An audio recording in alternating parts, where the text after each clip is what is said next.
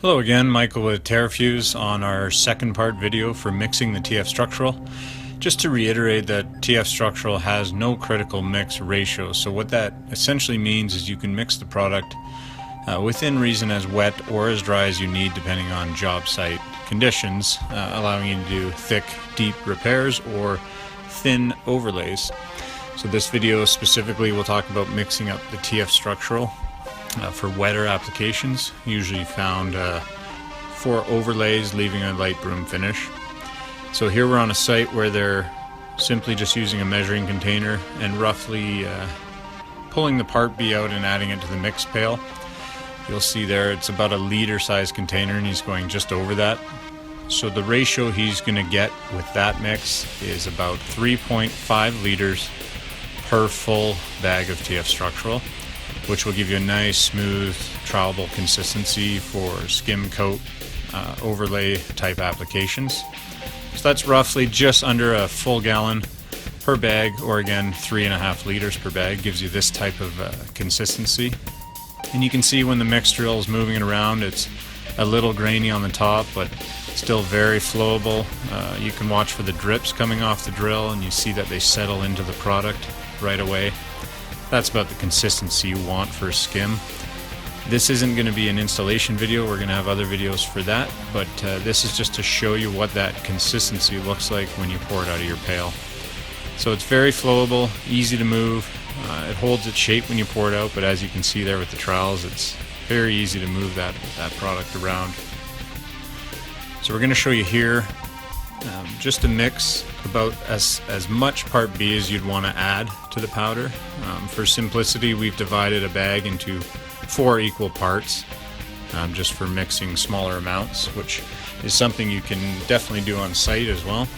Here we have pre-measured 1 liter of part B, or about a quarter gallon, that we're adding to the mix pail, and then we're going to add a quarter of a bag to this. So this is going to give us a ratio of 4 liters per bag.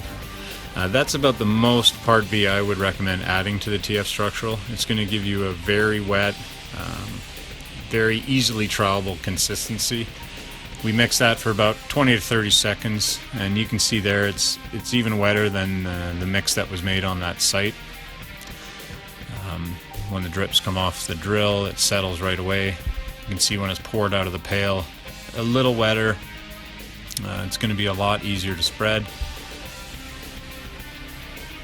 And again, that's the maximum part B that would be recommended to mix into the TF structural. And some factors that are going to help you determine that. Hotter, drier conditions. If you have concrete that's very absorbent, very thirsty, you have some wind going on during the day, or it's going to be a thinner application, that's where you'd want to go a bit on the wetter side. So you can see that mix ratio there is still holding the broom lines very nicely. It was easy to work with. Again, that would be about the maximum we'd recommend. We're going to show you here what happens if you go too wet. So that's again a liter of part B, about a quarter gallon, 34 ounces, and then we're adding another 10 ounces here, another quarter liter. So to simplify that, this is going to be 5 liters of part B for a full bag of TF structural. And this would be what I consider way too wet. You can see it's very liquid. When the drips are coming off the drill, they settle immediately. When you pour it out, you see it's extremely wet, and what starts happening is the solids, all the sands and mortar mix will settle out, and you're going to get a lot of liquid on the top, and it's going to trowel out very wet. It's not going to leave very consistent broom lines, and it's going to give you a weaker, thinner surface. So definitely don't be making the structural this wet.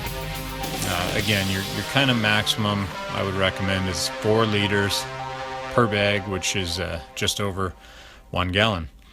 So that's video second part on making wetter TF structural.